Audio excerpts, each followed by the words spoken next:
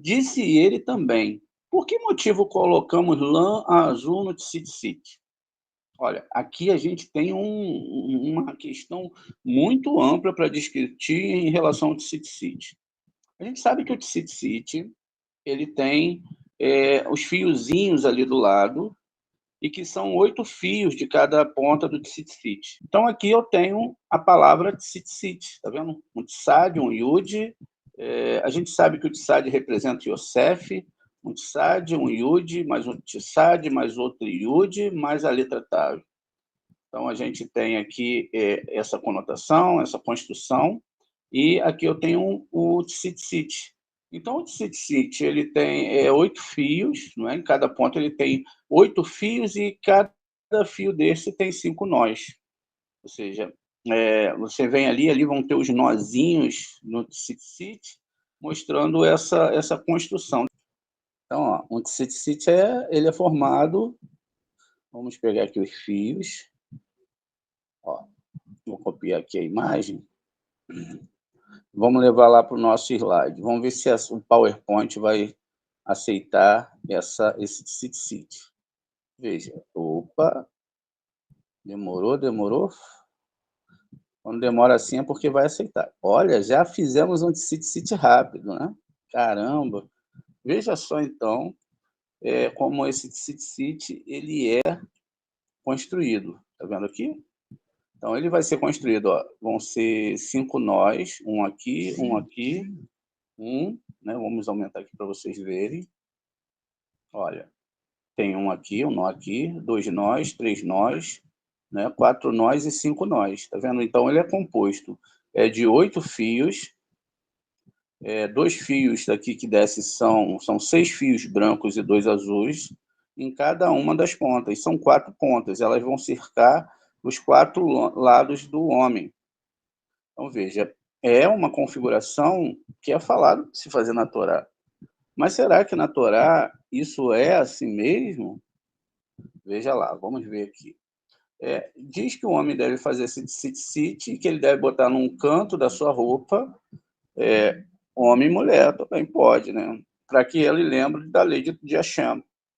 A somatória da palavra tzitzit vai me dar uma gematria de 600. Então, eu tenho aqui uma gematria de 600, que é o total exatamente da palavra tzitzit. Tá vendo? Olha aí, eu tenho tzitzit com 600, eu tenho mais 8 fios, mais 5 nós, 5 mais 8, 13. Então, aqui eu tenho 8, não é, dos fios, mais 5 nós, 13. Então, eu tenho 613. Isso, eu faço a soma aqui, e aí eu vou ter uma somatória de 613. Muito bem, isso aqui é uma construção, então, que aqui dentro dessa minha conotação, eu estou falando da construção de algo, ou seja, o que eu estou tecendo, o que eu estou fazendo. Eu estou fazendo isso num nível onde eu pego e estou trabalhando o meu masal. Por que o meu masal? O que aconteceu com o rei Ezequiel na outra aula? O rei Ezequiel, ele foi e virou o seu rosto para a parede porque o seu masal tinha sido informado para o Ishayahu que ele ia partir. Era para ele cuidar da casa dele. Ele virou o seu rosto para a parede, retrocedeu o céu o sol 10 graus, Tiferet, ele voltou o sol 10 graus para que ele pudesse mudar a vida de Ezequiel. Os astros tinham definido, a gente estava falando da palavra Elohim, essa palavra Elohim estava falando que ele ia morrer, ele falou assim, ele foi para Hashem, e ele rezou para Hashem, e ele falou para Hashem que confiava em Hashem, e que Hashem podia dar mais tempo a ele, que ele não tinha cumprido, ele não tinha feito para Hashem, o que era suficiente para Hashem, para guardar essa Torá, ensinar essa Torá, e que ele queria mais tempo para falar de Hashem. Ele não dedicou ali a sua vida a estar, não é, dentro dessas questões que a gente entende. Eu quero viver mais, eu quero ter uma vida maravilhosa. Não, não era isso ali a questão do que ele estava vivendo. A questão que ele estava vivendo ali era uma questão espiritual e para estudar e manter a Torá. As pessoas pegam a Torá e acham que vão andar agora com objetos mágicos pendurados e que agora tudo vai ser diferente, que eles são santos agora, porque não é, estão ali andando com um objeto pendurado no seu corpo. Não é nada disso. Não é nada disso. Eu costumo falar que as pessoas, né, por experiência própria, nós colocamos o burro, a carroça na frente dos burros. As pessoas querem, às vezes, usar essas questões sem, ao menos, saber, não é, o que elas estão fazendo.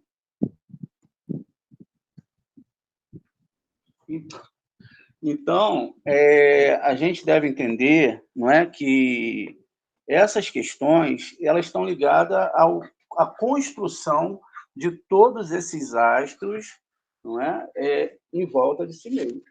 Então, se a pessoa acha que o Tzitzit vai trazer para ela uma proteção, ela está muito enganada. Não é? O Tzitzit ele não é um objeto mágico quando ele é colocado dessa forma. Não é assim que funciona. Ele funciona somente quando você estuda a Torá, quando você consegue unir a divindade de cima com a Shekhinah abaixo. Porque a Shekhinah está aqui no nosso mundo cativo. Quem é Shekhinah, senão a alma daqueles que estudam a Torá, que se juntam para buscar fazer barulho no mundo espiritual e se juntar. Veja, essas conotações desse mundo espiritual, ele está dentro de uma construção que nós devemos fazer para o estudo de Torá e avançar nessas rezas, encontrando o mundo superior, dando até a pessoa que realmente deseja estudar a Torá servir o Eterno e ter mais tempo para servir o Eterno.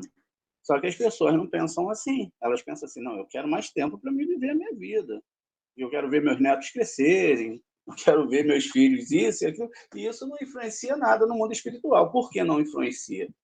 Porque não é se você vai ver os seus netos crescerem, filhos crescerem, acontece com um monte de rachai que eles vivem até 100 anos. Isso não é questão, mas isso também não quer dizer que se você não segue a Torá, isso não vai acontecer. Não é isso.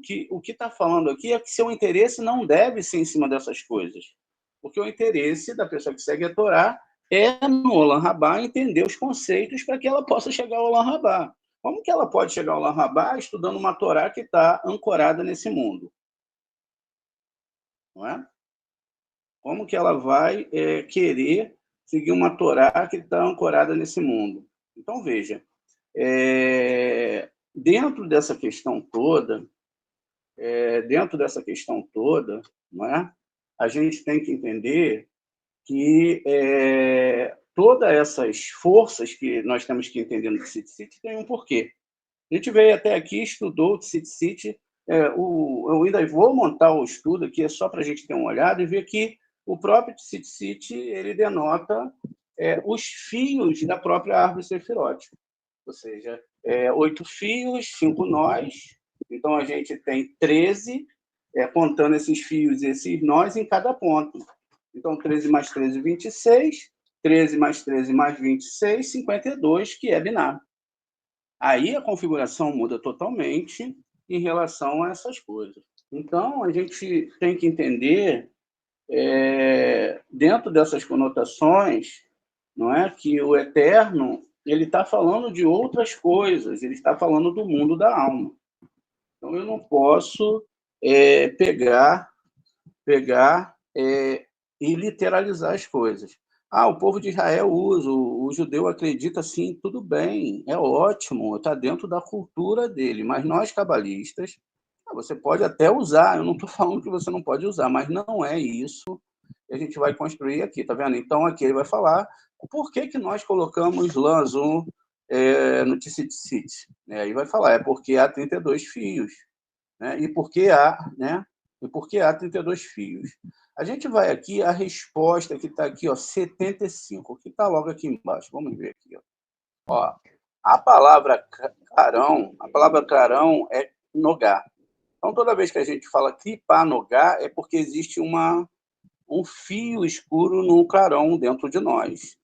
tudo está dentro de você. O único que te mantém vivo, vendo, entendendo todas as coisas, é o Eterno. Então, essa Nogá que é o clarão, ela está dentro de nós cheio de Kripa Nogá, cheio de coisas que são absurdamente o desejo de receber para nós mesmos. Em geral, se refere ao crepúsculo, que é a luz do dia brilhando à noite. Luz do dia, doação, noite, recepção. Conforme observamos anteriormente, o dia é o macho, ou seja, a divindade que doa, e a noite é a fêmea. O clarão do crepúsculo, portanto, é a ocasião em que o macho introduz na fêmea, por isso representa o órgão sexual da fêmea, e diz se está à sua frente. Explica-se, então, que a primeira justiça é a presença divina, a Shekhinah, a Shekhinah é quem? É Malhut, o reino. Então, veja, a Shekhinah é aquela que está aqui com a gente, que é Malhut. A fêmea refere-se ao órgão sexual da fêmea. A outra justiça é o órgão sexual masculino, que é Sefirah e Yesod, fundação. Amedronta o justo, pois não há homem justo sobre a terra. Veja, então o homem ele fica assustado porque não há nele nenhum tipo de justiça, porque a própria Torá fala lá em Eclesiastes 7:20 que, né, ele fica amedrontado porque não há homem justo sobre a terra que faz o bem e não peca. Todos pecam. E aí nós temos um grande problema, né, aqui dentro dessa questão. E é mais amedrontador ainda, pois a justiça sexual, enquanto possível para a mulher, é quase impossível para o homem. Pergunta o autor se essa justiça é a caridade, e a caridade é o conceito de dar. O conceito de dar, a doação. As primeiras palavras da Torá, perdão, Bereshit bara Elohim, formam a palavra Emet.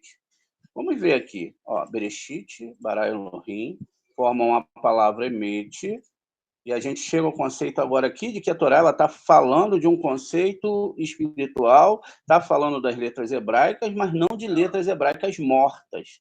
Por que são letras hebraicas mortas? São letras que não têm poder nenhum, elas estão escuras no papel. Por isso que você deve acender as letras, e ao acender as letras, você vê a Shekhinah que está dentro das letras. Então, essa Shekhinah que está dentro das letras, não é? Ela vai fazer com que você entenda essa Torá.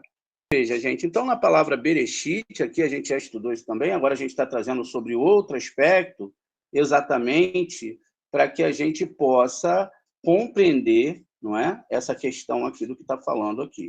Veja, a gente tem aqui uma conotação, essa conotação ela é uma conotação que está escrito dentro da Torá.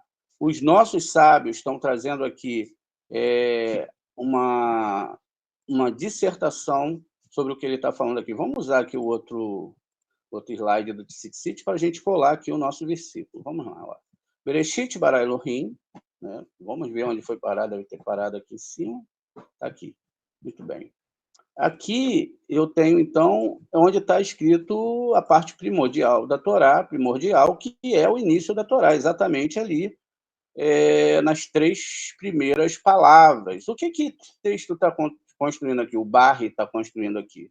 Que aqui eu tenho a palavra, o Tav. O Tav, ele representa uma letra que vai ligar Yesod a Malhut. Eu tenho a letra Aleph, que é a letra que forma, é a primeira letra que forma todas as outras letras, inclusive o Aleph foi criado antes de toda a Torá, e eu tenho aqui a letra Mem. A letra Mem, ela é a letra que está dentro dessas 3 palavras aqui, Bereshit, bara Elohim. Então, aqui, eu organizando, aí a gente falou de Tisseruf, né, que ele tinha 2 pássaros, o Rabino ele tinha 2 pássaros. Quando a gente lê, algumas pessoas levam isso para a literalidade, não pode, porque, na verdade, o que ele está falando aqui é a palavra Emet. Então, a palavra Emet, ela veio para cá, para baixo. Vamos pegar o Aleph aqui, vamos subir. Vamos trazer aqui em cima. Vamos aumentar. Então, veja, eu pego a primeira letra Aleph, agora eu pego a letra Men, que está no final.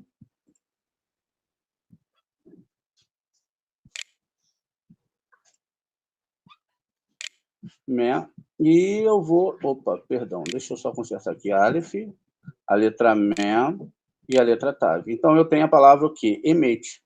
Tá vendo? Então, a Torá ela já começa a definir que é através dela que vai haver a construção dessa verdade. Só que aqui essa verdade ela não está organizada.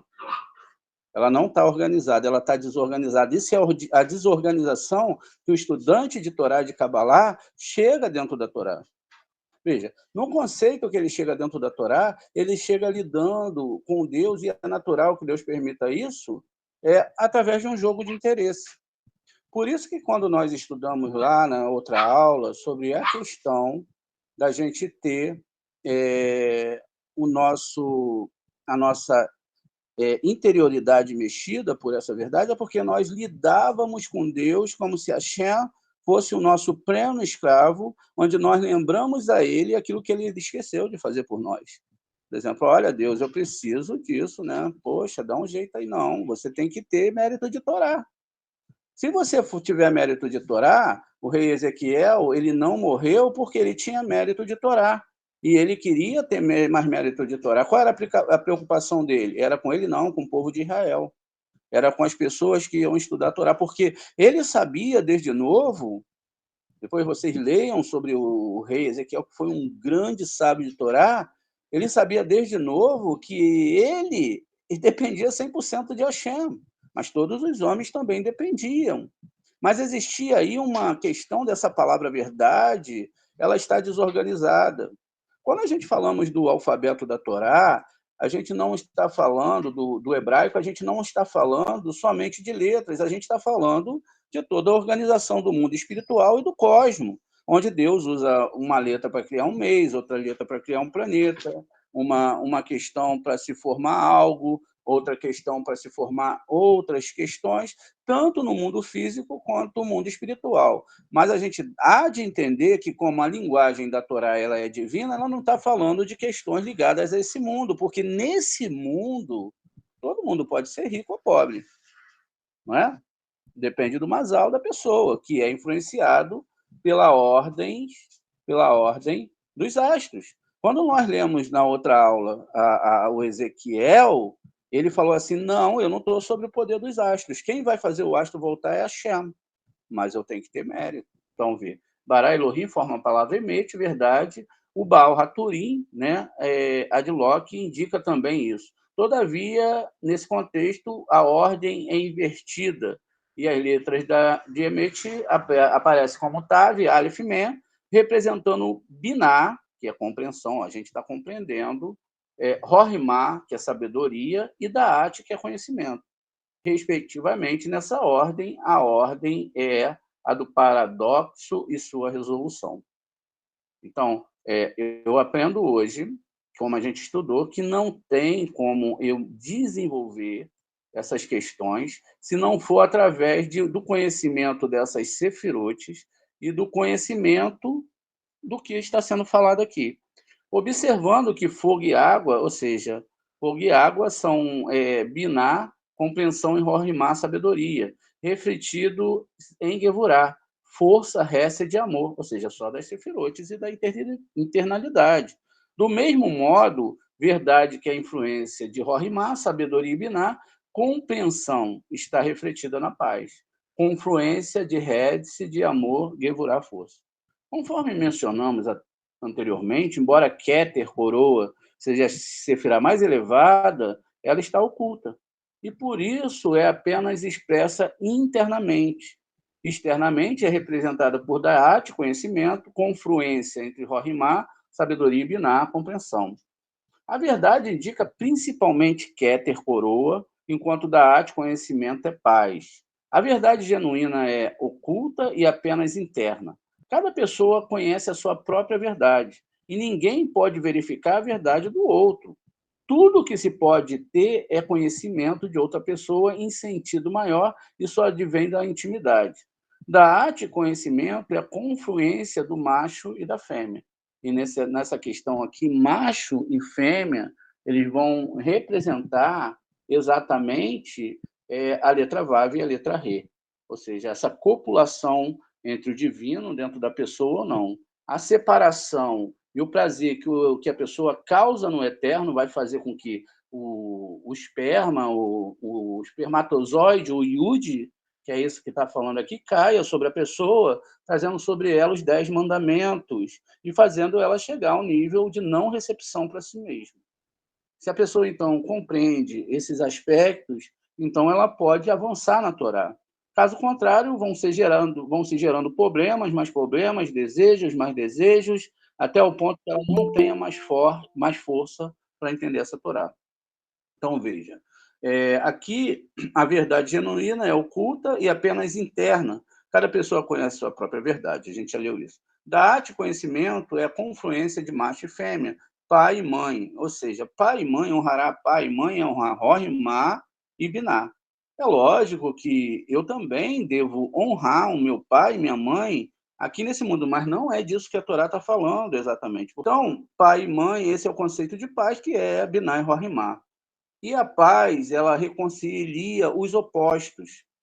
É por isso que o conceito que permite união entre homem e mulher refere-se a isso como paz doméstica, que é chamado de Shalom Bait. Metade dos dias do rei Ezequias estavam associadas ao atributo de Davi. Está vendo? O rei Ezequias, aquilo que a gente falou, estavam ligadas ao atributo de Davi, que é Malhut, reino. A fêmea, a outra metade, estava associada à paz e à verdade, os atributos que unificam as 6 sefirot do Zerampim em uma única unidade, sendo essa unificação o resultado da união entre Abba, pai, né, e Ima, mãe, ou seja, entre Rohimá e Biná. Mãe, Ima, mãe, Zerampim é o macho, né? E a outra metade de seus dias. O conceito do ciclo diário é o da paz, pois ele reconcilia dia e noite, que são os dois opostos. Muito bem. A gente viu aqui a explicação da primeira parte aqui, a gente foi lá para a nota, né, que explica o que estava sendo falado aqui na primeira parte, e agora a gente vai continuar a nossa leitura aqui. Então, como o rei tinha um belo jardim, nele existiam 32 caminhos, ele colocou um vigia nesse caminho, para mostrar a todos que pertencem somente a ele. Veja, o rei lhe disse, vigia-os e anda por eles todos os dias, e quanto andar por este caminho, terá paz, o caminho do estudo da Torá. O que fez o vigia? Designou outros vigias na condição de seus assistentes para vigiar os caminhos e disse a eles, se estiver sozinho nesse caminho, é impossível para mim, né, o único vigia, manter todos eles. Além do mais, a pessoa pode dizer que eu sou o rei. O vigia, por isso, colocou seus assistentes em todos os caminhos, e são esses os 32 caminhos. Vamos ver aqui a observação. 7,6. O conceito de santidade é a separação, é o de separação. Assim, Deus é chamado de o santo, pois está totalmente divorciado de qualquer conceito associado à sua obra. Portanto, a santidade indica 3 sefirotes mais elevadas, impossíveis de serem conhecidas. Essas constituem o conceito de sagrado do palácio sagrado. Esse nível é chamado santo ou sagrado, pois está completamente divorciado de nossas concepções. O conceito que liga essas 3 sefirotes mais elevadas às 7 inferiores é chamada de Da'at, conhecimento, a qual tem, portanto, a conotação de ligação e conexão, como em Adão conheceu a sua mulher. Os anos aqui mencionados são as 7 sefirotes inferiores, onde o tempo existe, diz o profeta, faz conhecer no meio dos anos. Isso é, através de Da'at, conhecimentos, os níveis mais elevados, eles deviam ser revelados nas 7 sefirotes inferiores. As 7 sefirotes inferiores incluem macho e fêmea. Quando o conceito do conhecimento existe entre eles, o macho e a fêmea são unidos. Esse é o significado de Deus viu e ele conheceu. Como resultado das ações da humanidade, seus filhos, Zerampim e a fêmea, podem se juntar, sendo o conceito de seu conhecimento, ou seja, as 6 sefirotes mais Malhut dela. Assim sendo, quando os filhos cumprem a vontade do rei, ele se lembra de sua mãe. Em nível superior, quando as 7 sefirotes inferiores estão em estado de retificação, Rohimá, sabedoria, e Biná, compreensão, o pai e a mãe estão também vinculados através de Da'at, conhecimento, onde estão assim unidos, né, no conceito de Da'at, conhecimento, os vincula também às 7 sefirotes inferiores. Então, essa é a alusão aqui. Muito bem. A grande pergunta, então, é se tudo isso está sendo falado em forma de sefirotes, como a gente está vendo aqui, a gente deve ver aqui através de uma questão dentro da configuração do próprio ser humano, não é? A questão do que é essa Torá. Essa Torá, ela é um livro que foi escrita pelo Eterno, passado para Moshe, não é? Através de uma espiritualidade muito elevada, onde ela começa com Beit, no primeiro livro aqui de Bereshit, e ela termina no último livro, em Devarim, exatamente em Devarim, que é o último livro escrito por Moshe, onde fala que não se levantou outro Moshe, outro profeta como Moshe. E aí, o que nós aprendemos disso? Que além dessa Torá não há outro livro que você possa chegar. A Shem Taná é a explicação desse livro, não é um outro livro, não é a explicação de um novo livro que vai surgir, mas desse livro que já era, não é, tão antigo. E veja, aqui a gente termina com Amid. A última letra da Torá é Israel, a última palavra Israel, a primeira Bereshit e depois Israel. A gente tem uma aula no nosso canal que ela é chamada, eu não lembro o nome que ela tem, mas ela está explicando essas duas palavras, e está escrito nela que na Torá existiam 600 mil letras. Atualmente nós temos 340 mil letras, salvo engano, e mais 843. Então, veja, lá a gente tem exatamente agora trazendo um acrônimo mostrando que a Torá era formada de 600 mil letras, a mesma quantidade de almas que estavam ali no pé do Monte Sinai para receber aquela Torá, e agora também aqueles que não estavam lá, diz a Torá, são aqueles cabalistas que entenderiam essa Torá nesse nível de explicação, no nível de explicação dos nossos sábios. Por isso, então, é que a gente tem os 32 caminhos de Torá, que são a explicação de toda essa Torá, depois que ela foi misturada e quebrada por causa da idolatria. A gente pode observar que quem estava no pé daquele monte eram as pessoas que estavam encarnadas e as pessoas que não haviam encarnado e as pessoas que desceriam, as almas que desceriam agora, através dessa Torá, para ajudar as almas que estão em tempos tão difíceis como o nosso.